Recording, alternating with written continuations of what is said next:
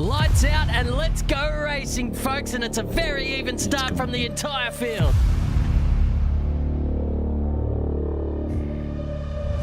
There's a freight train forming behind him right now. He will be as nervous as a cat in a room full of rocking chairs. I can give you the hot tip.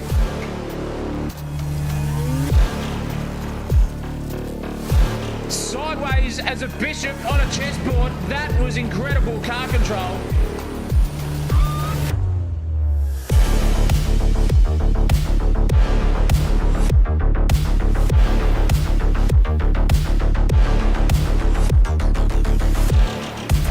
Going for a bit of an ambitious dive now, and oh, there's contact!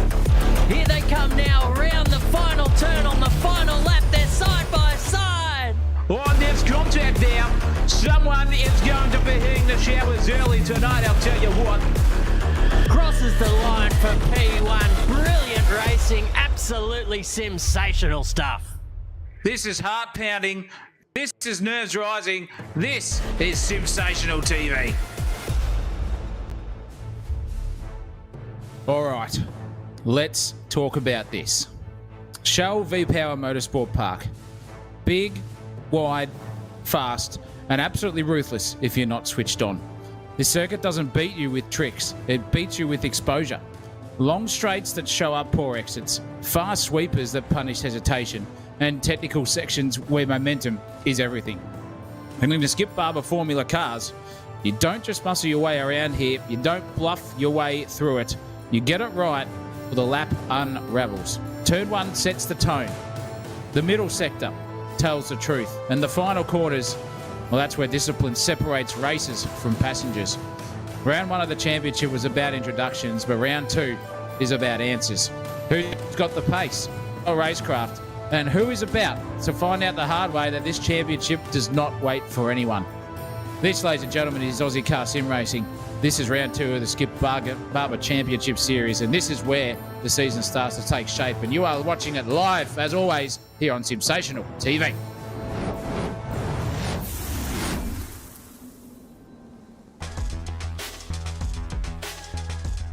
Oh, yes, indeedy. Open wheelers, apex accountants, and lovers of light cars with heavy consequences. Straighten the wheel, settle the nerves, check the mirrors, because we roll on tonight with round 2 of the Ozicar Skip Barber series.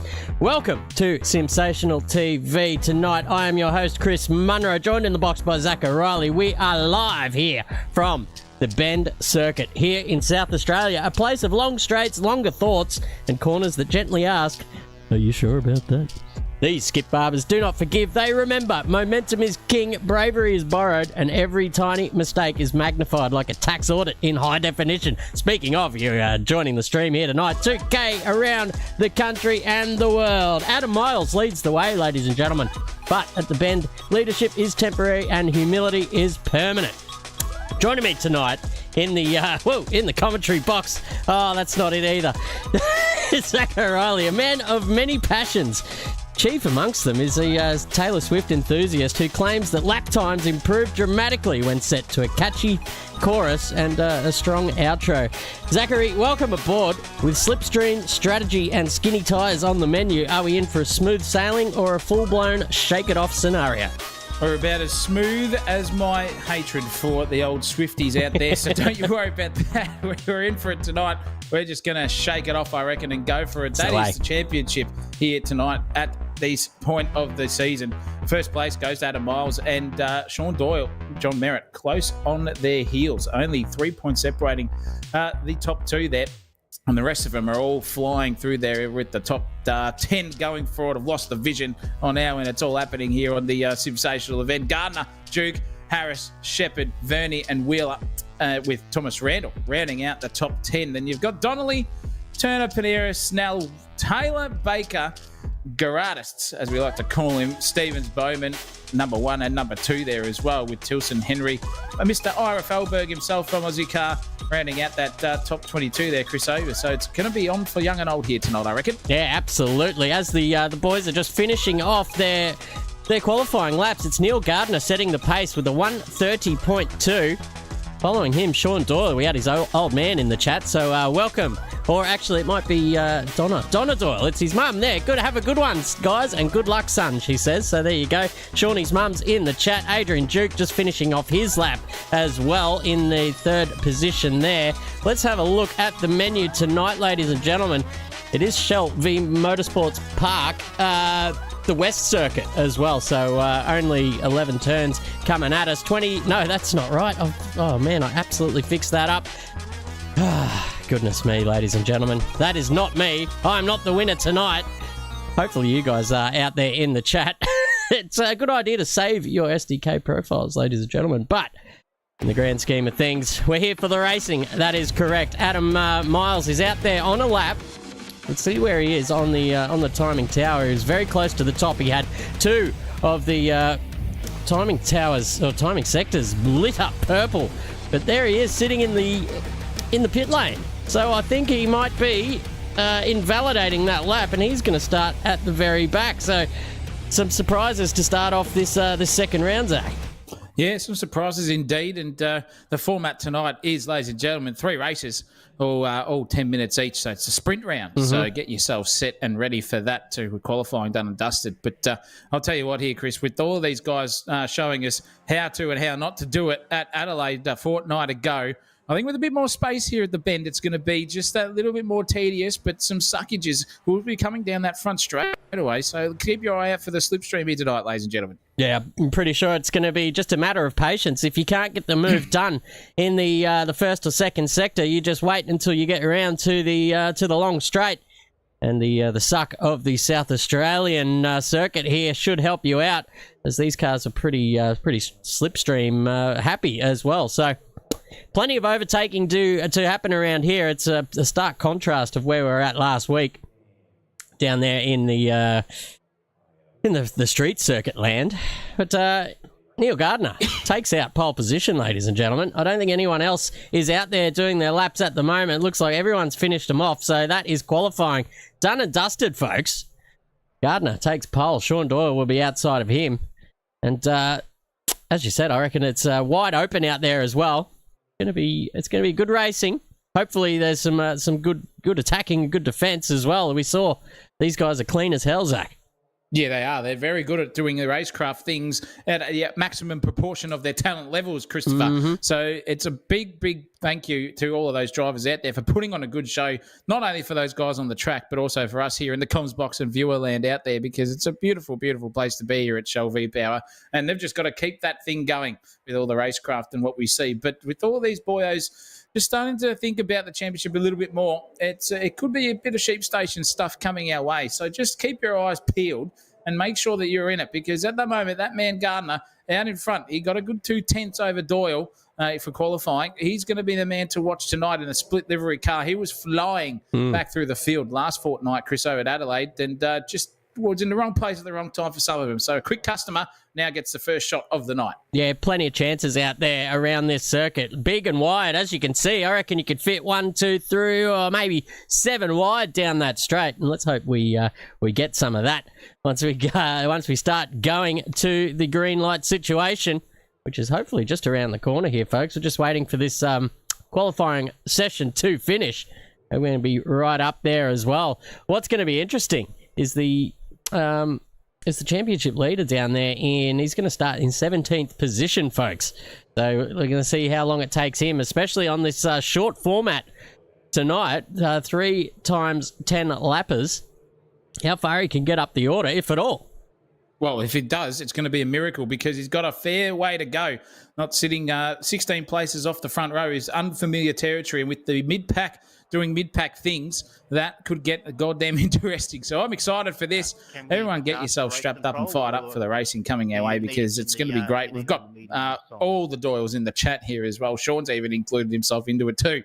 So Donna's in there, Sean's in there. This is a great place to be, a great place to sit down on a Monday night and enjoy some sim racing coming our way as well, Christopher. Yeah, that's right. Here is the grid, up and away. We've got Gardner and Doyle off the front row, Duke and Shepherd off the second, then Merritt and Barber off the third. We've got Stevens and Wayne Taylor off the fourth row, Tilson and Harris off the fifth. Then is Verney and Donnelly off the sixth row. Then we've got John Snell, Ira Felberg, Brad Vergera, Adam Miles 16th. Wheeler, Bauman, and Bowling at the very back. Who got Bowling's in the right spot to do a bit of bowling down there at turn 1. He gets to see the whole field.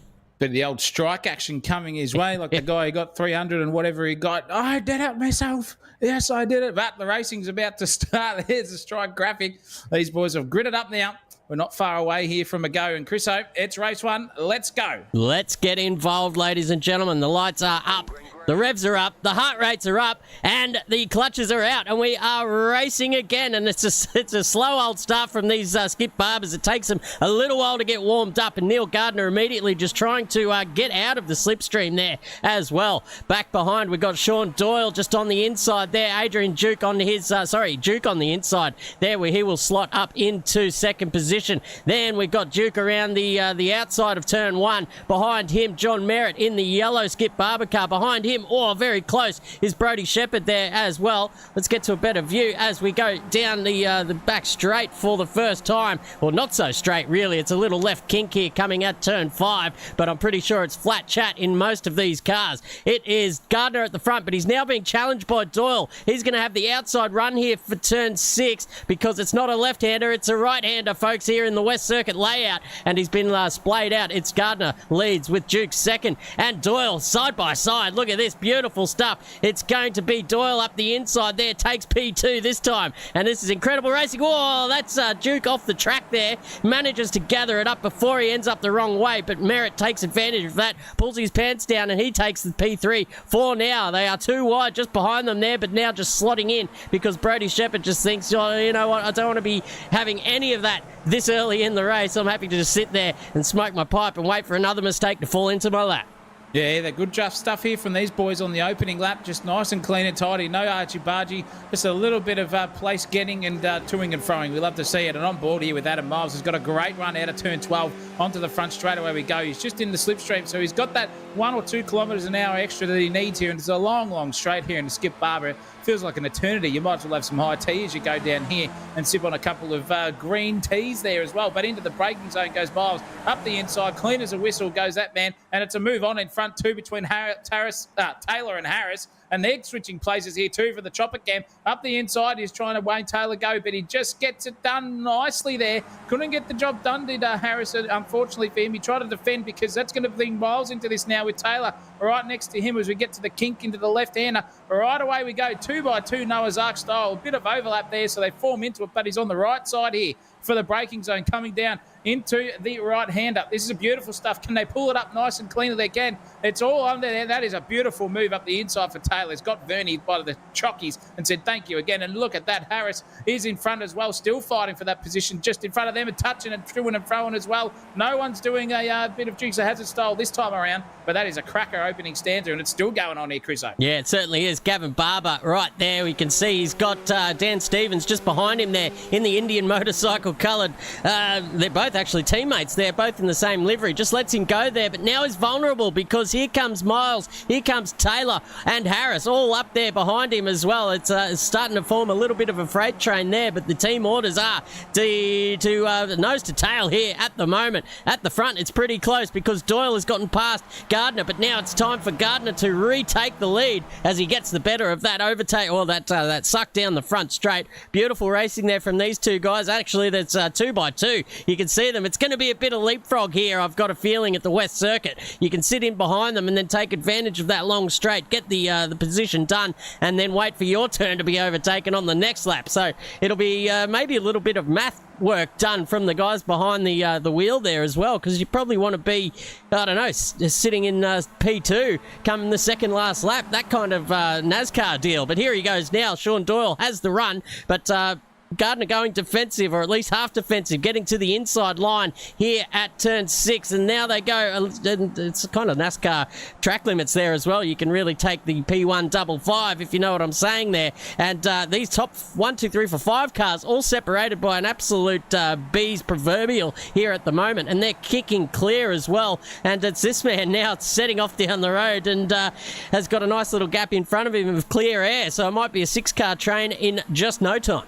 Miles has got a couple of kilometres to get up into that top 5 though, but Shepherd is at the back of that freight train that we're seeing too in the foreground. But Barber, he in their haircut style, is very, very racy here at the moment. He's just fighting tooth and nail to keep on the back there of Stevens, whilst Wayne Taylor right behind him. He's trying to get that position off him too. But this is a lead again. Checkers versus chess scenario here, and it's just trading places one after the other. This is going to be interesting for it. If they're going to do this lap after lap, it's going to end in 4 cars involved for the final lap of the race here, ladies and gentlemen. Look at the inside switch back there from Gardner. Goodness me. And out 3 wide into turn 1. Cracking racing. No contact as well. That's how you do it, ladies and gentlemen. Just fair, hard, clean overtaking. And it's still Gardner there in second place. But I'll tell you what, Shepherd there is just watching this like that big old Labrador at the old picnic table, picking up any crumbs of dirt that are being about to spray off the back of those tyres of these Skip Barbers and go for it. That is cracking stuff from those guys in there. But now it is very much on song because Juco has got a great run here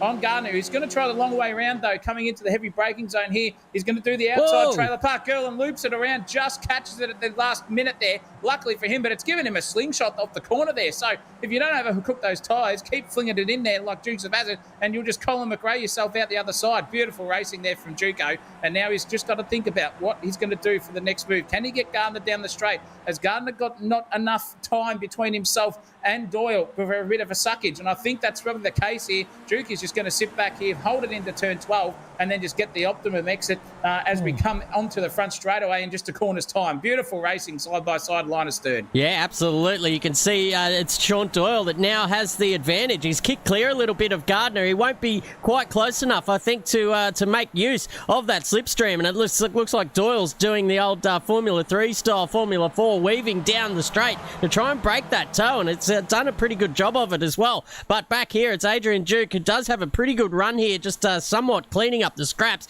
And it's Gardner on the inside. He's going to try the long way around his Duke this time. It's a good way to go around turn 1 because you do get this run here into turn 2, but turn 3 goes back into the hands of Gardner there as well. But now it's John Merritt chiming in on the scene. You can see him now, and the 2 guys in front are almost got a little bit of an overlap here. We're going to see what they go through turn 5. It's a little bit of a drift there from Gardner, almost touching the side of Duke, and these cars are pretty fragile when it comes to the old wheel-to-wheel action. And here he goes now, a big slide again. We saw that last lap. This time Merritt's there to take advantage and just has to yield, does Duke, and he goes back looking for the switchback, but it's not going to happen for him this time. Sean Doyle now out into about a 6/10 lead with Gardner sitting behind. Then we've got Merritt and Duke, and that rounds out this little gaggle of cars. And then this man has made up about a second's worth of racing room in the last couple of laps. So he's on a charge here at the moment. Started in 16th position, mind you. He's up 11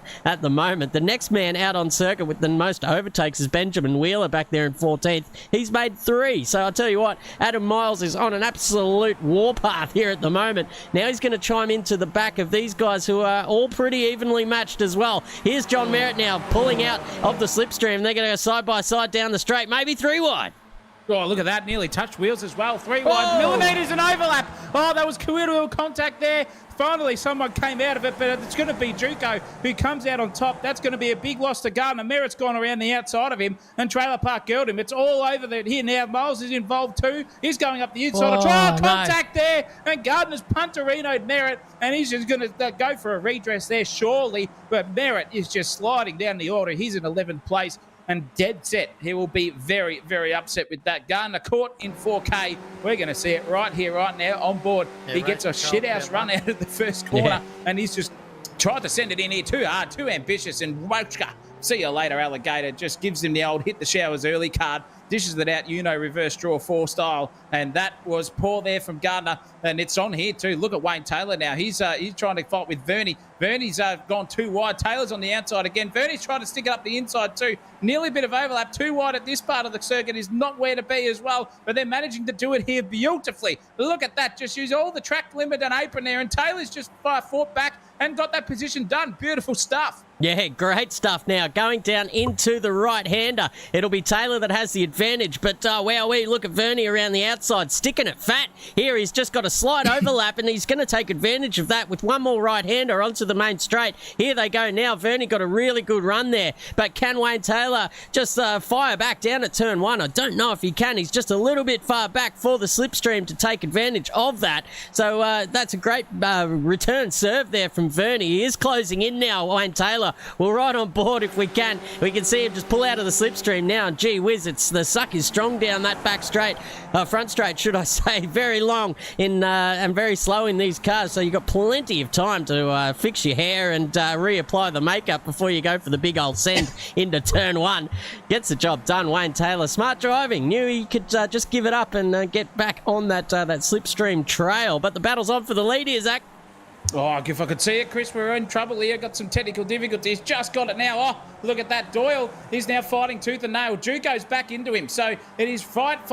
7 laps out of 10 gone. And now this is the decision that Duke has to make. Is he going to go for the move now and risk maybe a 3 or 4 car pile up, possibly on the last lap if they battle too hard? Or is he just going to sink behind him, go-kart style, give him a little bit of a nudge and say, keep racing, mate. We're going until the end here, and just sit behind him without Miles being too much of a factor to the equation. But it is beautiful racing. Doyle now is just trying to manage his tyres a little bit and keep that lead to as much as he can. In fact, I think he's just going to let him go past here and maybe fight it down the front straightaway. We go out at turn 12, slipping and sliding their way around there like penguins on ice as they file through there down the front straight, and the huge run here for Duke, who's going to fall for the bait. I'm going to call it here. It's going to be the bait, and he's just hook, line, and sinkered himself out of a possible race win. Duke's going to let him go past. It's only 6/700ths of a second into turn one, but Dukey will just fight it back here. He'll park at mid-corner and just not let Doyle go for the old switchback Reno through turns 2 and 3 here, and he does so. Now he's just got to focus on where to go racing, stick it in the driving line and just go for it, and he's done so. And this is on for the back here too. Stevens now,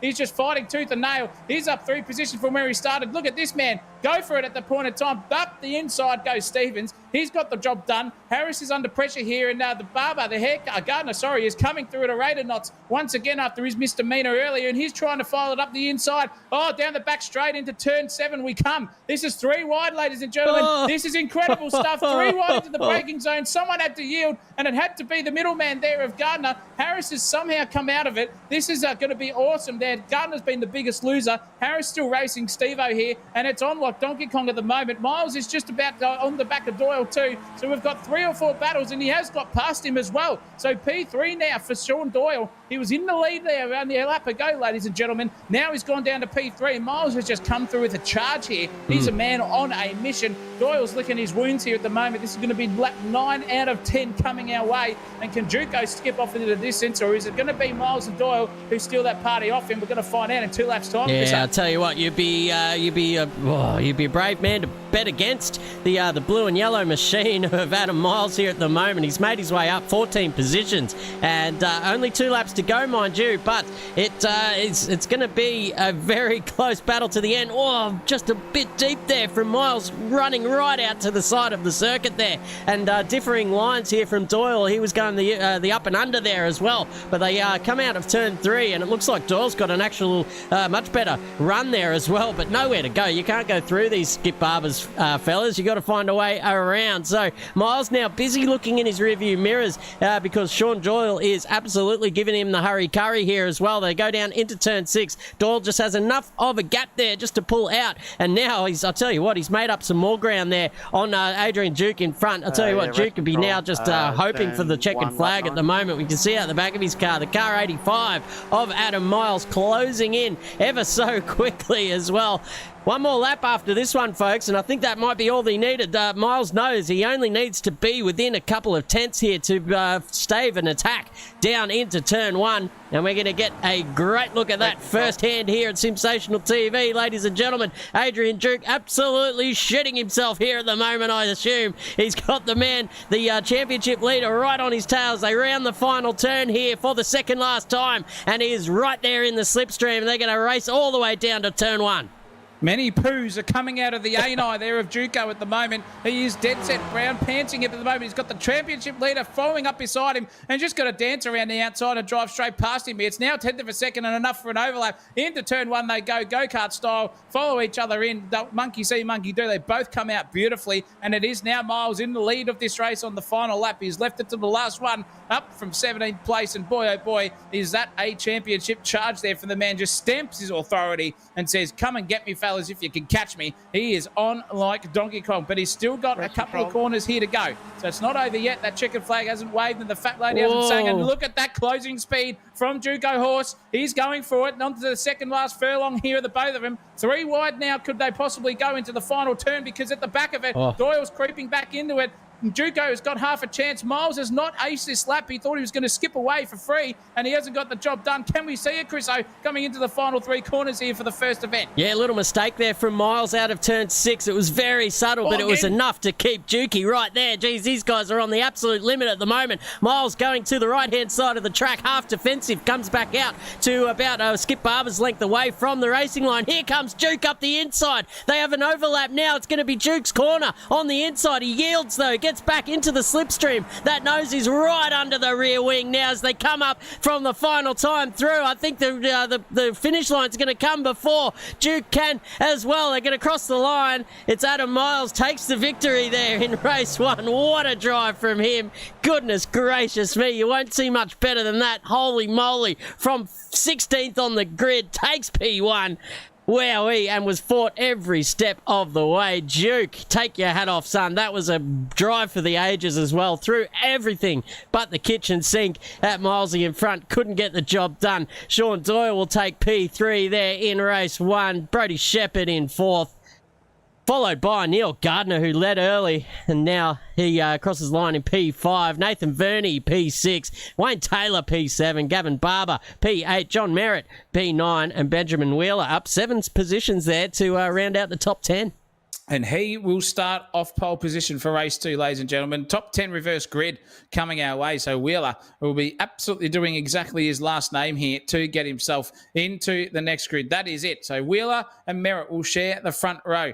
Barber and Wayne Taylor will share the second with Verney, and then Gardner in the third with 5th and 6th place respectively. Then it'll be Shepherd, Doyle, Duke, Miles to round out the top 10, your podium positions from 8th, 9th and 10th there, with Tilson Stevens for P12. And then we've got finally Donnelly, Falberg, Snell, Vergara, Bowman, Bowling again, and Harris will round out the top 19 and the grid. What a race, ladies and gentlemen. We've seen Miles do it from the back, and we're going to try and see it again, but the lights are on. It's quick fire here at Ozicar Racing, and we are go for race 2. It's Benjamin Wheeler on the inside. John Merritt coming across to take some of that suck down into turn 1, but the gap is very tight indeed, and Johnny Merritt might fancy a chance here down into turn 1. He pulls up alongside. He's actually got a much better go in the second phase of this start, and John Merritt will lead into turn 1. It is Wheeler in second position. Barber there hanging it fat around the outside. He will have the inside run for turn 3 and just slingshot that thing up the inside. But it's Wheeler who gives him plenty of room, and in turn gets a bit of momentum there out of turn 3, and they all come firing down the straight. You can see them 3 wide in parts as well. Adam Miles there stuck behind a little gaggle of cars as well as they come down into turn 6. This is the heavy braking zone for the first time. John Merritt skipping away to a nice little lead there at the moment. Oh, that's the 68 car. Oh, there's a pile up here at the moment. Duke's involved. Barber's involved. Doyle's involved as well. Oh, that is a terrible mistake there from someone. Let's go and have a quick look at what happened there, Zacco. Yeah, race control. Oh, I think it's going to be who we all didn't want it to be. I'm pretty sure it was Gardner who maybe started that at the background. Oh, Gardner's in 4th place, so it's down the back end. Oh, look at that Punterino. That is Spa 2011 Formula 1 style. Just cars cleaning them up into turn 1 at that track. Here it was turn 7. That is going to be some sort of stewarding going on for that. Poor Juki got caught up in that one, but we're back to the racing here. And this, this is the replay again. This is the replay. So Here's Juke. This is what we see. This is Juco. He's just locked it up and just punted himself into. Oh, that is big propositions there for Doyle. He just got smashed and bunted and see you later. And that was poor stuff. But Doyle still out there. And in fact, he's still going around. Tilson, in fact, He's just getting done by Doyle, who survived all that nonsense and still survives inside the top 10. Yeah, somehow. It's John Merritt, the real winner out there. He's 2.5 seconds up the road from Miles. And Neil Gardner up there in third position. Max Donnelly up 9 positions in fourth. So great start from him. And beautiful going from all those guys. But uncharacteristic lock-up and pile-up here in Aussie car racing from what we've seen. From all reports, these guys are the cleanest racers on the planet, folks. So a rare glimpse into a rare brain fart there from poor old Jukey boy. And he goes down to a 17th position. And I guess maybe half-deserved as well. He kind of caused all that as well. But let's get back to the racing, ladies and gentlemen. Here's where the action is. Gavin Barber is there as a little meat in the sandwich. He's got Tilson in front, Dan Stevens behind, and you can see from Stevens' car there's a nice little bottleneck happening up there in front as well as Sean Doyle with Max Donnelly in front of this little battle pack. There he is there.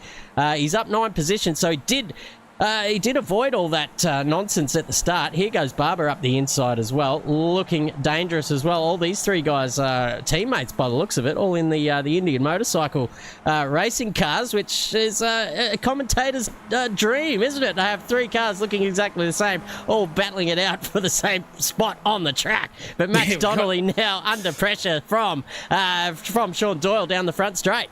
Got about absolutely zero idea unless we look at the time tower, but have a look at this one. Doyle is just skipping away. In fact, skip barbering is down into turn 1 and got that job done. Donnelly's just a sitting duck, but oh no, I've lost the screen again. It's just going nuts here at the moment. Goodness. Far out in the Brussels sprout department. Donnelly, though, is still trying to fight on the back end of Doyle, and they've got a bit of real estate in front of them now to catch up to Gardner, who is just trying to find his way into Miles's place as well, so further up the grid. But Bowling here, he's done a bit of the work here at the moment. He's got a couple of strikes and a couple of spares and maybe some 9s and 8s in his bracket at the moment. He's come up a few places from where he started in 19th place, so 14th for him is a good result. He's just racing around at the moment. He's got to get in front of Wayne Taylor before Harris comes behind. It absolutely sends it from a country mile away. But these boys, look at the closing speed here from Tim Harris. He's just confidence into turn 7. And now he's just going to think about a way he can get around, because in front of him there, it's all happening. That would be Felberg, Taylor and Bowling all going for it. And then in front of them, it is just Vergara, who is the cork in the bottle here. And look at that bump drafting nearly from Tim Harris, nearly wiping the front nose cone off this Skip Barber Formula car. It's overlapped though. It's coming into turn 11. Gets that job done beautifully up the inside. Says, thank you, mother, for the rabbits. And the slide there, 4-wheel drift style Tokyo. He's come out the other side, luckily, but at the front there of this one, it is definitely Vergara on Felberg. He's trying to go for it, and they're both too wide there at the final exit. Vergara's going to just slip in behind Felberg here, I reckon, now, and go for it. But it's going to be 2-8, because I think there's going to be 4 or 5 cars all trying to get involved in this one. Look at this. You can see Vergara now closing in on Felberg, closing overlap. See you later. There he goes up the inside. He's going to take P11 straight off Ira, but behind him, it could be all over, because Harris is nearly punterinoed the back and nearly taken out a couple of cars. Felberg's just coming in and out of existence there, bumps it over the curb, survives somehow, and this is cracking stuff. Harris is just flying around up the inside as Ian Felberg's been punted off, unfortunately. That is a big Skip Barber moment. A little bit of monkey see, monkey do, and a bit of biffo out there. We like to see it. Yeah, it's plenty of biffo tonight as well. Here comes Tim Harris pushing his way through. I'm pretty sure we saw all 4 wheels off the ground there from Ira Felberg as well as he went over that sausage curb at turn 3. I'm pretty sure that it was like when you startle a cat and it just jumps up in the air for no reason. It was absolutely funny stuff there as well. But that was enough to put the balance off the car, and he drops down a few positions. Here comes Tim Harris now up the inside of Vergara and gets that job done comfortably. We haven't seen many overtakes at that part of the circuit as well. It's usually just line up and have a crack down the main straight, but here he goes now. It's Wayne Taylor now having a look at Vergara, just dropping backwards like a stone. Possibly some damage on that car after maybe getting involved in that rubbish at the start, but here he goes now. Wayne Taylor gets that position up to P12 and doing a great job of it. We'll see what sort of pace Vergara has down the straight. You can see just maybe just dropping off the pace here. I suspect a little bit of damage in the car of number 81 there, but you can see, aided by the slipstream, he will have a nice little crack at the 69 car. Possibly not a meal for two here this time. He's going to have to slot back in behind. But let's go to the front because the battle is on. Miles has caught up to John Merritt. He's bridged that 2.5 second gap, and we're about half race distance here as he has a crack down into turn 6. Thinks better of it because he knows he's got plenty of time to get this move done. Yeah, well, it's good stuff from Merritt. He's doing well to hold back this man who's a quick customer. So hats off to Merritt at the front here, but he knows that it could be only a matter of time. And just look at that apex. That is all it takes, ladies and gentlemen. Just a later entry, later apex, and you come out the other side and you get that whole shot out the other end of the corner. But he's doing a great job here, is Merritt. This is on board with Miles now, and he's just going half defensive here. He's about 2/3 of a car with the long, covers him off, but comes into the racing line, back into turn 11, fires it out the other side nicely there. That's too wide there for Miles. Onto the bunda he goes, but it didn't hurt him too much in the pace department. Just confidence central there for Miles on the loud pedal. But Merritt is too wide here on the exit of turn 12, and that's going to give the whole shot here for Miles, who's just coming, ladies and gentlemen. Oh, my goodness gracious me. That is in a different context, if you know what I'm talking about. But it is now Miles in the lead once again. He has come through the grid, keep himself clean. Merritt's going to have to settle for second. In fact, he's not going to settle for second. Well, he thought about it for half a second. But look at the back. Here comes a very, very dangerous man in Gardner.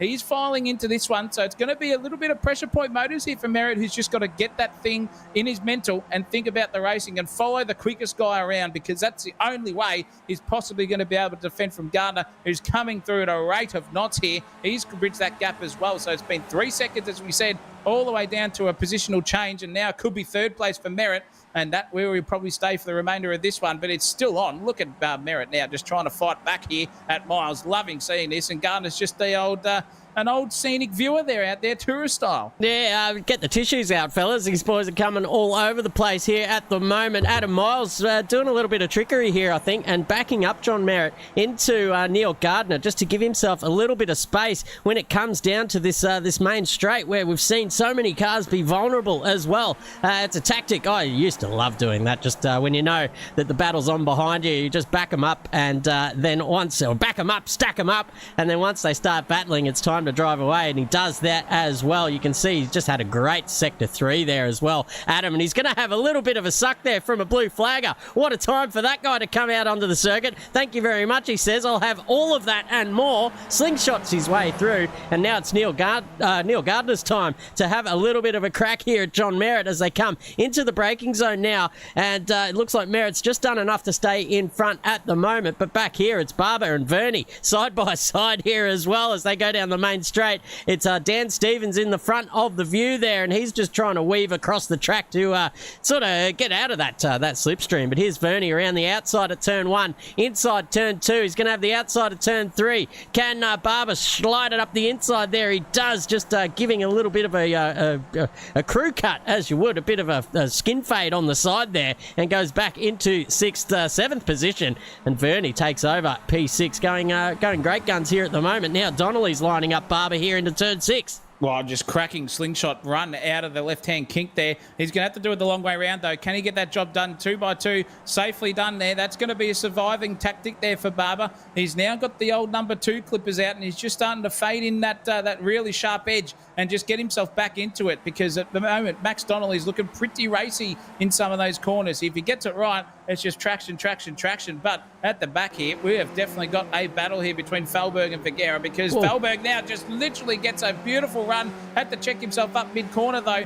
Vergara survives an onslaught here from Felberg. Can he get himself back into it? It looks like he's got a nice little view there as we ride on board with him once again. He's just got a bit of a hole shot here coming out of the final 10th turn there into 11. Switch back up the inside. Felberg, thank you very much. That's a beautiful classic move there. Thank you, he says. Can he get the job done, though? Because there could be some overlap here. I think Vergara's going to go back at him down the front straightaway. Who's going to get the better exit out of here? He's going to have to get an absolute A-star plus record out of that one in the pace department, and he does so. He's got the momentum, he's got the run, and I don't think that's going to be enough here for Vergara to get back at him. It's still sitting around that 2.5 tenths. We're already 2/3 of the way down the straightaway, so Felberg here just files his way into 14th. A beautiful move here, but it's going to be late braking underneath. No, it's not for Vergara. Valberg survives again, and now he's got bowling in front of him for another slice of the action. The man who runs this show, Ira, he's just putting on a show of his own. He's showing he can go for it, and when he gets the old chockies out there, he's ready to go racing, Chris O. It's great to see as well, yeah. Old Ira Felberg, one of the nicest blokes in sim racing as well. Don't you mind that? He is giving it plenty to Peter Bowling now in front, and Bowling very much vulnerable here. Felberg on a run. He's going to try it again down into turn 6. Oh, almost a little bit of contact there with Bowling, a little bit of smoke coming out. Hops over the sausages as well, doing his best butcher's impersonation as he goes around turn 7 and 8, coming into the couple of left-handers here. Ira is on an absolute charge. You can see the car, the body language, absolutely beautiful stuff. Hands off to him, absolutely flying at the moment. Now he's released, and he's only got a lap and a half to make up that position. So 13th he's going to have to be happy with at the time being, because at the front the battle is on. It's Merritt on the back of Gardner at the back of this very long straight. It's as long as a bloody Lord of the Rings trilogy, I'll give you the hot tip. It is right out there, but here we go. John Merritt on the back of him, all over him, and big slide there from Gardner. That's going to let Merritt right up the inside here. They're going to go side by side through the left-hand kink at turn 5. Geez, a bee's whisker in between them at the moment. Can they keep out of each other here at the moment? It's Merritt on the slide, gets back into P2. Beautiful racing from these guys, battling it out for P2. Yeah, it's the penultimate lap of the race here as well. So one more time, they've got Daft Punk style to get themselves another position change if Gardner's going to think about a P2, because Miles is just skipping away a little bit here. And mind you, though, Merritt had the fastest lap of the race the last time around, 28.9. No, it was a 29.2, in fact, for him. So he was a very, very quick customer the last time round. So is it going to be Merritt who gets on the back of Miles, or is Gardner going to be the closest threat to him for this last one? We'll see very, very shortly, but they're just racing around here nicely. Look at the closing speed there from Gardner. Just washes it all out on the exit. However, though, you can be fast in, but you'll be slow out. Rule 101. Look at the sliding action there from Merritt, using more of the track and a bit more. Just gets that weight transfer. Lovely, lovely drive out of the final corner he gets. And that's not going to be enough here for Gardner to get the suck. He's too far away. 3/10 you go. What are you talking about? But it is not close enough in a Skip Barber. It's closing in, but they're about to approach the braking zone. Gardner's going to have to go for the long way around, because I'll tell you what, Merritt's gone for the old defensive driving line into turn 1. Out the other side they go, and this is a beautiful scenic view of the racetrack and the racing lines. You can see exactly what it does, ladies and gentlemen. If you're a beginner racer out there too, this is how you look at what is the fastest way around a circuit and a particular corner. Miles has skipped out, however, to a second lead, and I'll tell you what, this one here is not over. 6th, 5th and 4th, 6th, 5th and 7th are all going over it here. That is Stevens in front of Verney, and Verney's got a beautiful run out of it. He's going to go the long way around here through the left-hand kink, but is he going to do what we just saw before and just trailer park him around the outside? He does try to. Off onto the bunda he goes, just pulls it up, but he's going to get the inside run, and he's going to get the job done here. Up the inside of Stevens is Verney. Lovely stuff, but he's overcooked the entrance. That's going to give a switchback straight away here to Steve-O. He's gone right next to him, nearly bumping wheels and grinding it. And I'll tell you what, the haircut's getting involved in this too, but Verney's trying to fight for that P6 here at the moment versus P5 and 7. It's on like Donkey Kong here for the mid-pack. Goodness gracious me, in the fair dinkum department, that's going to be one to look for the checkered flag. But this man, Adam Miles, has just skipped his way over the final corner. Out the other side, it's going to be 2 from 2 for this man, and he's going to take the chockies here in race 2. Adam Miles, take a bow. John Merritt gets himself in second place. Gardner gets third, but this is where we want to look, because at the moment it is Stevens in front. Verney's trying to get it. Is it going to be a photo finish here for him? It's not going to be close enough. Steve-O's going to hold off here for 5th place. Verney's just behind it there by a 10th, and the whole competitions are split by an average of 2/10 from 5th down to 10th, ladies and gentlemen. That is how close it was. Stevens, Verney, Barber, Donnelly, Tilson and Harris, take a bow. That was a classic final stanza of this race. Yeah, not much in it there. Anyone's race from 3rd down, 5th down. It was absolutely balls to the wall, as tight as you want it too. And that's what these little Skip Barber race cars produce, ladies and gentlemen. It's your first time out here in the Simsational realm. Give us a like and a subscribe on the channel. Hit the notification bell if you want to know when we're going live. It's most nights of the week now. Well, as you can see before your eyeballs, there's a reason why we're popular in demand. But enough blowing on my own trumpet. These guys, where it's at, can't get the results up quick enough, ladies and gentlemen, because we're on to the third race already. Absolutely cracking stuff. We're into the warm-up round, actually, so it's a good enough time, ladies and gentlemen, to go and refill your drinks, get some snackage, get some popcorn, whatever you want, because it is the third race of the evening coming up in just a moment, and it's going to be a positional start, so wherever they finished in that last race will be where they line up. But let's go to a quick ad break from our naming sponsors here at Sensational TV. We'll be right back in just a moment. Motto is that safe drivers are lifesavers. If your organisation shares this belief and are planning to improve driver education in your community, SDT Simulator Driver Training has the solution. Many of our simulator users are also gaining a revenue stream by taking their simulators to events and schools for driver education programs. The system can also be set up to run motorsport simulation. Many leading racing drivers are now using simulators to improve their skills. Such software can also be used to show drivers they are not as skilled as they think they are. SDT Simulator Driver Training is a division of Safe Drive Training, one of Asia Pacific's leading driver training providers. We offer affordable driving simulators that are assembled in our Brisbane head office. SDT simulators are now in use across Australia and are expanding into international markets due to their affordable price, unique features and customisation for driver training. Depending on the simulator model being purchased, you will receive a range of training resources to help you to facilitate quality driver education.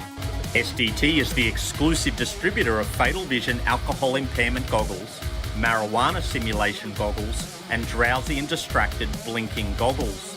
All are used to demonstrate the dangers of such impairments on the driver. Also available are driver training posters, driving handbooks, and distracted driving resources. Our simulators make the perfect training tool for drivers to experience how various impairments affect their performance. Contact Simulator Driver Training for more information.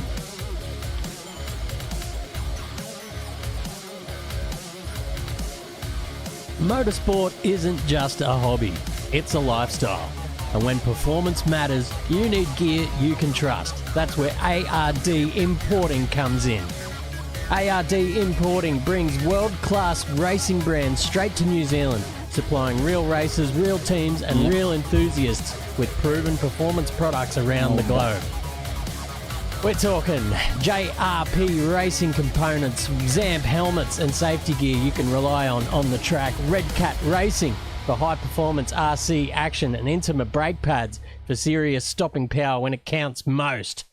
Keep your engine protected with renewable lubricants, premium oils designed for extreme performance and durability. Turn up the volume with Wicked Audio, delivering powerful sound whenever the road or track takes you. And gear up with Spartan products built for durability, comfort and race day durability. Whether you're racing dirt, asphalt or chasing lap times from home, ARD Importing has you covered. Sim racers as well, listen up ladies and gentlemen, because ARD New Zealand is your importing source for all of Camus Racing sim gear. Precision wheels, professional grade pedals, immersive feedback that puts you right in the driver's seat. Train harder, race smarter and feel every corner. From real world racing to the virtual grid, ardimporting.co.New Zealand connects you with elite brands trusted by racers worldwide.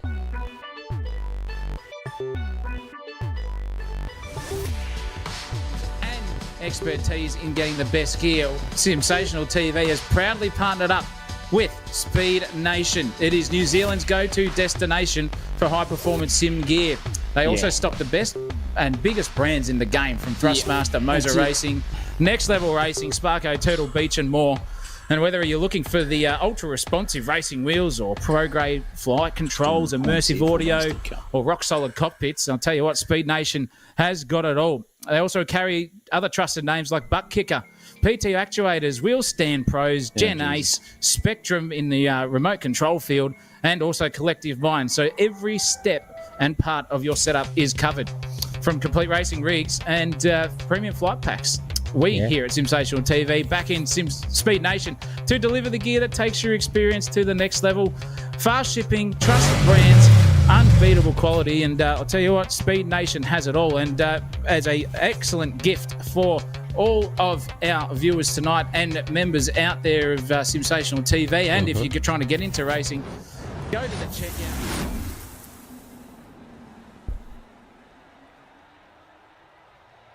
And we are gridding up for the final race of the evening, race 3. And Adam Miles from the UK, apparently there in number 85, will start off the front row. John Merritt joins him. Neil Gardner off the second row with Sean Doyle. Then we got Stevens and Verney, Barber and Donnelly, Tilson, Harris, Taylor and Snell round out the first page. Then we've got Ira Felberg in 13th, Brad Vergara, Bowling, Bowman, Duke, Brody Shepherd and Benjamin Wheeler sees out the field from the back. It's and we go. What about this? It's there's no mucking around here at Ozicar Racing. No time to go through the field at all. And it's Adam Miles out to the front, but it's Neil Gardner on the grass looking for an overtake there. John Merritt pushing him right to the edge, and you can see just spitting up grass and dirt and all over the place. He's got a pretty good run, but he's not going to be able to get through. And that's a big mistake there from Merritt. That lets Gardner up through on the inside. There's a few cars going off the circuit down there at turn 1. Oh, who's that? That's Shawnee Doyle going for a spin move there as well, getting collected by the blue car of Vergara, and he will join the back of the pack. Disaster start there from him, but Stevens up into third position. There's another car off the track as well. Don't know who that was. I think it was Brody Shepherd as well. So these two guys now, Johnny Merritt and Dan Stevens, down into turn 6. It looks like Merritt's overcooked it through there. I don't know if that's a slowdown penalty going right out in the bunda, but they will go side by side regardless down into turn 8. Now it's John Merritt on the inside banging wheels as they go through. These guys are not mucking around here tonight. There was absolutely nothing to give there as well. Johnny Merritt goes up into P3. Zach O'Reilly, what a start there from the boys. A little bit of a hiccup there through turn 1, but Shawnee Doyle's back on his feet and making up positions. Yeah, a bit of a chaotic start for that man who's been up there the whole time this event, so he's going to have to do it the long way and fight his way back through the field here at the moment. We'll see exactly how it happened there too. So he's right up there. He's on the clacker of a couple of cars. The number 64, number 3 is involved there. Just gets it done off the inside, but he gets Taparino'd around. Oh, unfortunately there for him. So he's going to have to do it the long, long way after that one. And that was as guilty as charged, I would say, right away there for, I think that was Stevens involved, was it? Well, it depends how much of an overlap. It looked as if it might have been, he might have been there all along. So maybe a little turn across the nose there for Doyley. But anyway, he's down the back and he's got a big road ahead of him, does he not?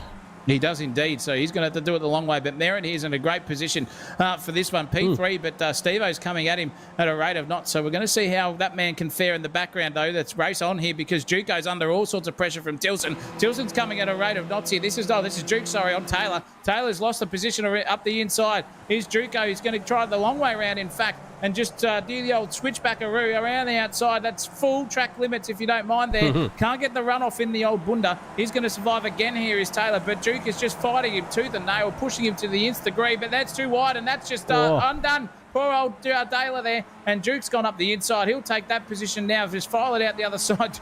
It is unbelievable racing. Look at Taylor, it's just sideways. Now Duco's got 9/10 of a second to get up to that little battle pack in front of the haircut, and Donnelly going at it, hammer and tong too for 5th and 6th, but Merritt and Steve-O are getting a little bit too close for comfort now. Merritt has not been able to catch the back of Gardner, so now it's his turn to be a cork in the bottle with Steve-O coming at a rate of knots. Yeah, it looks like he's had a brilliant run off that final turn now and doing the old weaveroo down the front straight, trying to break that toe, and Stevens is just following it to the nth degree, and I think he's done a pretty good job there of breaking the toe because that gap remains at 4/10 after the big old long straight, so great driving there, great awareness from Johnny Merritt. compare it. Down here is a nice little gaggle of battle cars here at the moment. It's Wayne Taylor right in the middle of it. He's got Craig Tilson behind, who's got John Snell in tow as well. We haven't talked about Johnny. Let's go on board and see how he goes. They're just scrubbing the fronts indeed as well, getting those things nice and warmed up. But it's Gavin Barber who is the cork in the bottle. Look behind him, Max Donnelly giving him plenty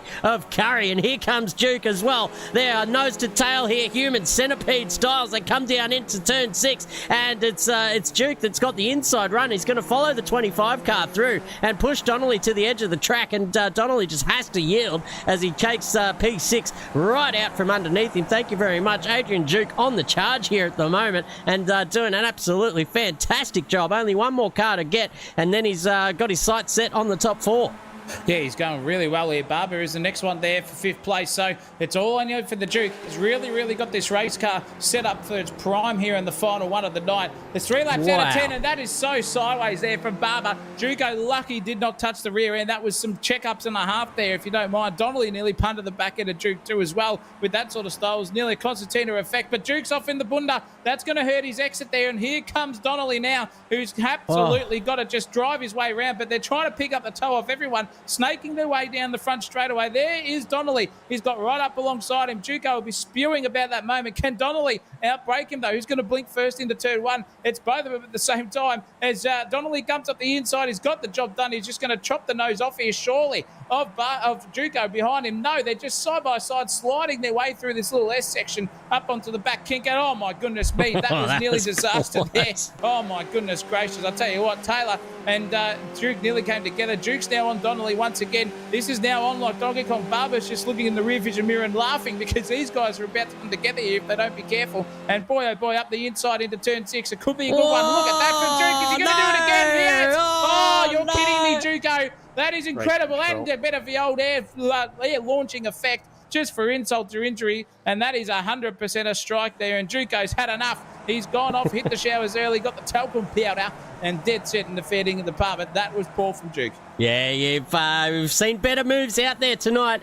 That one was very ambitious indeed. He had one there lined up and he had it done, but he wanted to. He saw the gap open up there in the second car that he was trying to overtake. It was very ambitious indeed. Never on, to be honest, and just pinching the brakes. And once that happens, once the smoke starts pouring out your front tyres like a bloody Willie Nelson concert, you know you're in trouble and you're just a passenger just waiting for the accident to happen. And that's what we saw there on the screen. But now, down to the back. Speaking of strikes, here he is, Peter Bowling. And he's got David Bowman in front and lined up, ready to strike here as well. He's right up under the rear wing. As little as these things do in the Skip Barbers, it's there for show. It looks nice as well. Pulls out of the slipstream down the front straight, and he's going to have this move done well before we get to the braking zone.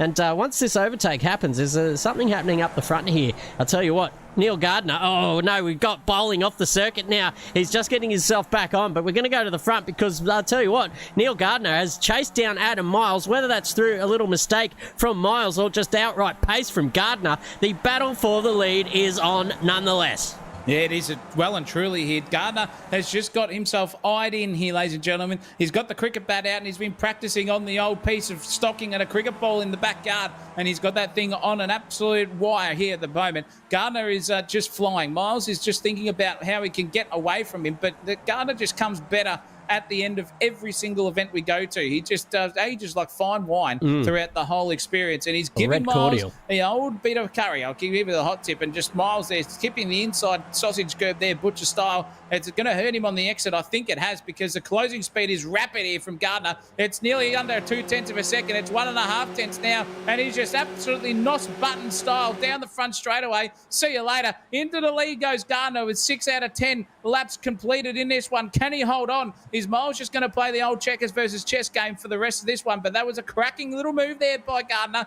The split livery coming to its own, and Miles is just having to lick his wounds, and he's cut it too wide there on the entrance. That's going to hurt him and give Miles just a little bit of breathing room here for now into this one. The battling is on, though, because down here we've got Donnelly, we've got Tilson, we've got Felberg involved as well, and you can see them all having a good old crack at each other. This is good stuff Taylor's in the front of pack of this one. Donnelly and Tilson are just trying to find their way past him. So we can see what Craig Tilson's doing. He's got the vision, he's got the eye in, and he's just watching this little battle come to his own at the moment, because if they battle it too hard, he will be right on the arse end, and they could take a little bit of a suck train down the front straight away for lap 7 out of 10, Chris O. Yeah, it looks like Donnelly now looking for the up and under there on Taylor. Taylor was vulnerable a little bit deep there through turn 6, and let's go on board with Donnelly because he's got Taylor lined up completely here at the moment, all over him in the pace department. But Taylor just placing that Skip Barber in the very perfect position there to thwart any kind of attack there from Donnelly. And these three cars nose to tail at the moment,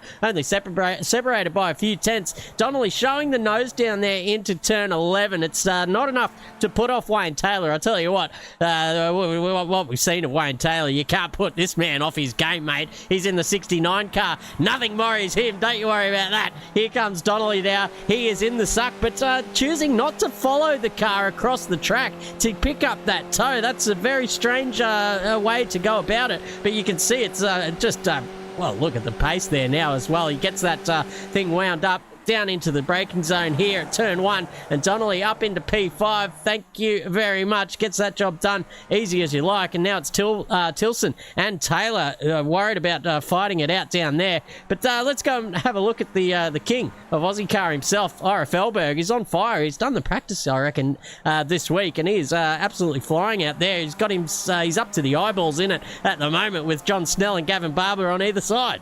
Yeah, Barber's got a mare out of the exit of that corner. Oh, wheel overlap and touching there. They would have dead set brown pants there. Ira there as well. He's blinking in and out of existence. Oh, no. And he's off into the grass there in the King leader. He's going to lose one place, not two here at the moment. Straight away, 2 places, could be possibly 3. And that is Doyle up the outside. And look at him, he skips over the inside run there just to keep out of it. Poor old Johnny Snell just got caught in that one too. Now he's on the outside, and that is on like Donkey Kong. But look at David Bowie here. He's right there. Sorry, not that. Snelly is involved now too. And he's right there too. Taylor's just Shepherd is just trying to do the old lamb herding style and just let them follow him through. Maybe he can go and just chase Felberg in front of him. Just be the leader of the pack here for this one. 8 out of 10 gone, ladies and gentlemen. The lead changes on because here comes Miles playing the long game here. Gone for it. Got the job done on Gardner. Gardner's licking his wounds once again, and it's Miles into the lead. Another switch for this race lead, ladies and gentlemen. It's just on like Donkey Kong here, and that is a beautiful little piece of gap there that Miles now has got over Gardner. Can he maintain that gap out of that corner? We'll find out soon. But Donnelly here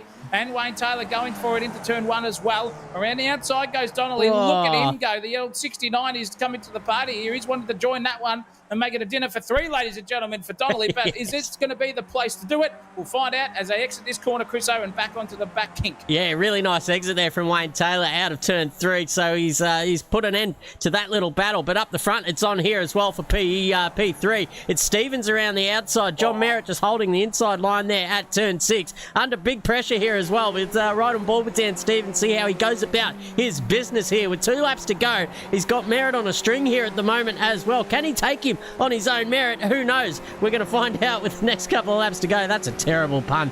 Tell someone open a window in here. That is absolutely shocking stuff here in the commentary box. But the racing continues. John Merritt there, he's got about 2.5 tenths up his sleeve here to Dan Stevens, who's closing in at quite a rate of knots here. All he needs is a nice half-decent exit here out of turn 12, and it's all his up into the turn 1, and he's actually got a bit of a stinker there through turn 12. All 4 wheels drifting there. That's going to take a little bit of his momentum, but the gap is 2.5 tenths. I suspect the closing speed is going to start to wind up here, and it does. There's really not much John Merritt can do with the size of this track and the length of this track. Dan Stevens, a couple of wheels on the green stuff, goes through. Car 3 takes that one. Thank you very much. He goes up into P3. The battle for P3. Tell you what, it's take your hats off, ladies and gentlemen. This is how you go racing. Here comes Merritt now looking for the inside run, and a little mistake there from Dan Stevens. They're going to be side by side through the kink. Zach O'Reilly, what about this stuff? This is cracking stuff. It's a penultimate lap again, and it's sheep stations for the final step of the podium. Look at that from Stevens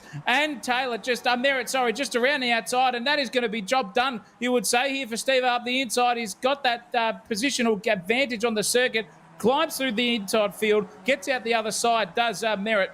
And that is a beautiful piece of driving there from the both of them. Not to come together, but be cigarette papers apart is just what you want to see. And look at the inside run he's got here now to Steve O2. Oh, no, this is disaster brewing here. They've done it pretty well, though. They've come out the other side, both line astern, side by side, and it's going to be Merritt who holds on here finally. But we're about to approach the final lap of the race. We've got this battle to look at. We've got the lead to look at as well. And it's just going off here, ladies and gentlemen. Fireworks style New Year's Eve. And this is the lead change again. Gardner's got the job done here on Miles. This could be interesting. Has he got enough? He's got enough in the tank in the old pace apartment, but I'll tell you what, Miles is going to make it very difficult for this one into turn one. Could we get the move on here for Miles? Can he take it back off Gardner? He can do. Up the inside, gets that job done in the braking zone. Gardner's trying to go for the old slow in, fast out method, but it hasn't worked, and Miles has just skipped away already at the 3 or 4 tenths of a second. Is it going to be up the inside for Gardner? No, he can't get the job done, and it's still game on, and Merritt and Stevens are battling like sheep stations, but they've just come together, I reckon, and now it's a big gap between those two. So this lap here, Chriso, could define who's going to be the clean sweep in Miles, or is it going to be Gardner to steal that party? Yeah, I'll tell you what, Miles, geez, he knows where to put that car when under pressure there. You saw down the front straight going right to the inside line, making Gardner go around the long way, and that proved to be possibly the winning move here. He still holds P1, but there's still about 1 sector to go here in this race. Can Adam Miles hold off Neil Gardner coming from behind here? He's got to about 3.5 tenths up his sleeve here at the moment, and I'd hazard a bet that that's about all she wrote. But I'll tell you what, that is down to this man on screen at the moment, and how he goes about his racecraft. Absolutely knew where to put that blue and yellow Skip Barber car to fend off the attacks from behind, and dead set. Great racing, great pace as well, and awareness all around, and no one is more deserving of the victory of the checkered flag here in race 3 than it is Adam Miles, and he stretches his lead in the championship as well, taking all 3 races tonight.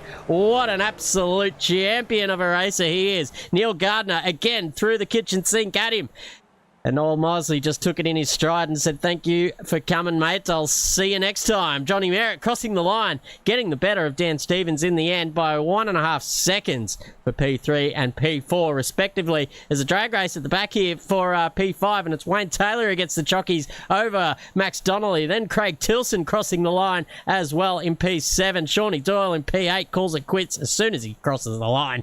Gavin Barber and Brodie Shepherd round out your top 10 with Felberg, a 11th position, up 2 places, and Johnny Snell finishing where he started there in P12. Back behind them, Peter Bowling and Bowman crossing the line, nose to tail. Beautiful stuff for those guys. Nathan Verney 15th, Wheeler 16th, Vergara 17th, Duke and Harris have finished the race in 18th and 19th position. Wowee, ladies and gentlemen, what a race, Zach O'Reilly. Beautiful round, and we might be joined soon enough by the top 3 in the race, but I can't see anyone in the Discord just yet. No, it was a cracking one. Oh, Miles has just turned up, so good on the big man. We'll get to him in a short moment, but that was a clean sweep by Adam Miles. Loved every single moment of it, and he came out on song. Ooh. And has deservedly got that one, and we're going to have a chat to him now, ladies and gentlemen. I can't drag him in. We can't drag him in. We're going to have to go back down to him, I reckon, aren't we? Yeah, let's do that. We'll go down to him and visit that man in just a hot second, ladies and gentlemen. Give us 1 minute and we'll be right there. Yes, ladies and gentlemen, now we are here with Adam Miles, the man of the moment. I tell you what a drive from you, my old son. That was something to behold. In race, was it race 2? Oh no, race 1. What happened in qualifying? We'll start at the very top. Yeah, I've just my memory bank's going back. The last corner happened, unfortunately. I was on a 129 something, and just kissed the sausage curb on the inside, which bumped the car out. Just put a wheel in the dirt, so off tracked at the final corner, and then just threw the car into a spin in frustration. Well, there you go. That in a one lap shootout, it's pretty cutthroat out there, but proving non-pertinent anyway in the end. Managing to cut your way through the field, starting from 16th. You must have felt like an absolute god behind the wheel there, just making overtakes like I guess you make a sandwich. I mean, yeah, it's not often you get away with such a big mistake in qualifying, starting P16, and in a field like this with drivers like Neil and Adrian and Sean, I expected to be punished for it. I imagined there would be a front group splintering out, and I'd have difficulty running them down. But it's a short race. I couldn't hang around. I think the first lap was critical. I think I was P16 up to P9, 8, something like that on the first lap. So got my elbows out, kept it clean, and then just had to keep my head down for the rest of the race. Just did the old Noah's Ark there and just sailed across the world carefree, mate, on the racetrack. That was beautiful stuff. But it was good to see that you could just get that weight transfer absolutely pinned on that Skip Barber tonight. Was it one of the circuits that you would say favours your driving style, or is it just going to be everywhere in a season domination on whatever track they throw at you? I mean, I've never done the track before, so I didn't know much about. I think I'd done a couple of laps at the big full, what is it, the GT or International, the giant 3-minute one. So it's first time around the West Circuit, and I really enjoyed it. I think it does have some corners that I like. Turn 1 especially, it feels like you're braking so late, just slipping the car into the corner, kissing the curb. So I love tracks like this. It's a shame it's not the most, it's a new track on iRacing. It's not particularly well known, but I'd love to see it in the officials if people would turn up. Yeah, that's true. I mean, just having people turn up to the officials in the Skip Barber series is a feat in its own. But the West Circuit, and I found a couple of the other new circuits, apart from Adelaide, obviously, but Winton out there as well. Very low coverage in the Australian circuits department. As a UK resident, what do you think about our circuits over here? I mean, I enjoy them. I mean, Adelaide was a great track. I love tracks with walls, and it's got its share of walls. I love driving here. Oran Park, I'm quite a fan of. Rest in peace, be Oran Park. So nice. There's something about British club tracks, Australian club tracks. They drive really well. I much prefer driving around somewhere like this than Spa or Nordschleife or Road America, something like that, where passes are easy. I mean, this has got a long straight into turn 1, but the rest of the track is pretty technical. Do you find that you prefer the old slingshot style corners on exit, or is it more you're a short corner driver is my question, or are you sort of a long corner driver, so to speak? I don't know, to be honest. I know the tracks that I do least well at, and that's relative, are some like Rudskogen and Tsukuba. I think it's long radius, sort of medium to low speed corners, but anywhere with sort of big stopping zones or corners that require maximum attack, they're 98% flat out. I usually can find a percent in them that maybe other drivers don't. So corners with commitment or walls on the outside, those are the ones I probably do best at. Yeah, I'm going to answer it for you. I'm going to say he does well at any corner. Ladies and gentlemen at home, he's proven that. Absolutely trounced the field tonight. It was a demolition job. But I'll tell you what, we've the other boys that have finished 2 and 3, Neil Gardner, John Merritt, nowhere to be seen.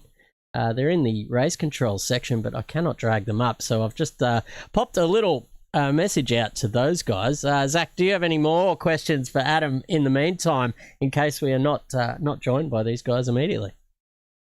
Well, yeah. What's your background? Any in real life stuff there, Adam, or is it just all sim racing stuff for you? If you'd asked me 6 months ago, I said it was purely sim racing. But I did get the opportunity to go and race a 3-day racing school at the Skip Barber Racing School in August. Oh, wow. I'd won the official Skip Barber F2000 championship a couple of times, which gave me about $8,000 in school credit. So I went over to VIR in August and did 3 days in their F4 car. So that's my experience. I'd love to get back in it at some point. It's a bit of a schlep for a UK resident to get over to one of the US tracks, but I expect I won't be able to resist. I'll probably head back over one time this year.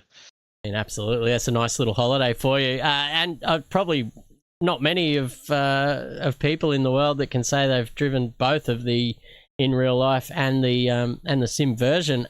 How do they stack up in terms of real life experience? Did that set you up having that sim experience, or were they two completely different things?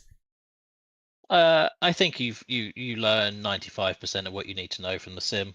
I was at VIR North, so I'd done over the years probably 1,000 laps around that track. So, on day one where they're taking you around the track in a little road card saying this is where turn 1 is, don't touch this curve, you're thinking yeah, come on, mate, I've done more laps in here than you have.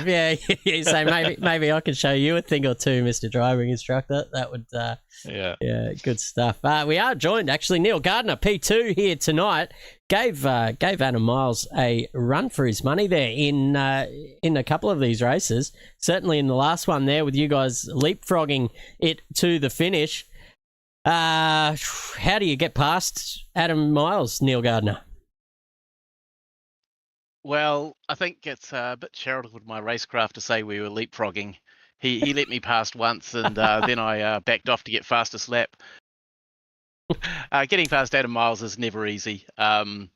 It's real tough. I've raced him a bunch, and I've beat him many times when he's been taken out by other people. That's a good way to do it, Zach. Well, it's a bit of a free kick there, but you did a good job. You got back in front of him, and I was calling during the commentary that there would have been a little bit of checkers versus chess sort of playing on when to make a move, or can you resist, or is it just going to be at least a lap against Adam Miles there? What was your thinking on probably lap 6 or 7 of race 2, I think it was, where you were right behind him and you did take that move? And, well, was it going to be a matter of staying in front, or was it just going to be, well, if he takes me, he takes me? It's pretty much, I know he's quicker than me around here. I've looked at the sectors, and he's got better exits on the corners that matter. So I was only ever going to get one go at it. So I basically just had to take one go at it and see if I can hold on for one lap. But the last lap when I intended to go for it, he did a very clever, deliberate slowdown out of the last corner, which gave him an easy inside to T1, which really screwed my plans up. So, it's just a smart drive. And Adam's smart. He knew I was going to have one go as well, and he knew when I was going to do it. So it was a good defence, unfortunately. We spoke about that on the stream as well. Just knew where to put that car and when to time the run, and he did that to perfection. But P2, not to be snotted at, that's for sure. So congratulations to you, putting on a good show as well for the viewers. But my final question, and it's not really a question, it's more of a statement, is what's doing with that livery? I'll tell you what, half down the middle is very confusing for those watching, or at least trying to call the race.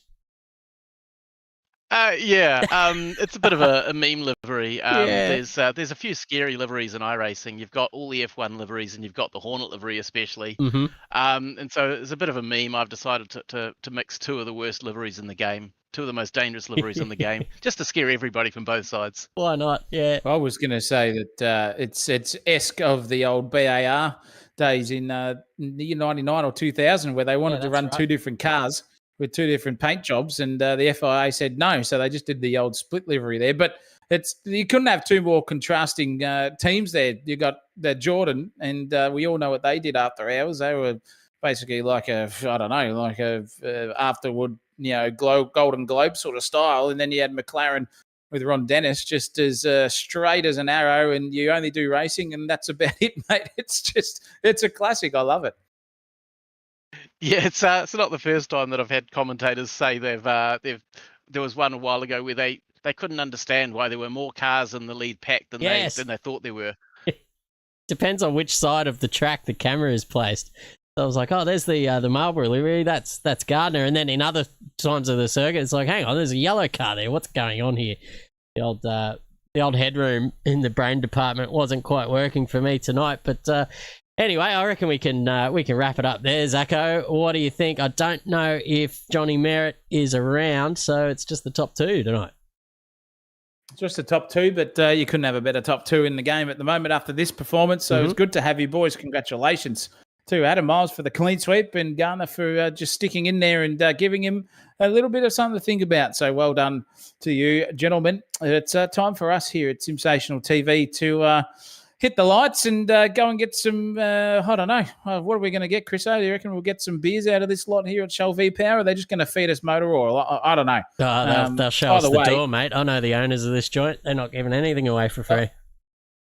No, they're not. No, we'll be lucky to even be able to pay for our parking ticket in there as well. Right. We might even get a waiver. But we're out of here, ladies and gentlemen. Big thank you to everyone tonight watching and viewing out there in the social media land. Big thank you to our naming rights sponsors, ARD Importing, Bilco Pack, Speed Nation, and SimulatorDriverTraining.com.au. It's a pleasure to have you with us. But for us here in the commentary box, Christopher Munro is the host, and he puts on this show here for you tonight. Big congratulations, and it's the Emmy Magnificent as always. I'm Zach O'Reilly. You're not. And until next time, it's been a sensational TV production. And you know what to do, ladies and gentlemen. Keep it flat out. Sensational TV YouTube channel. Don't fucking miss it.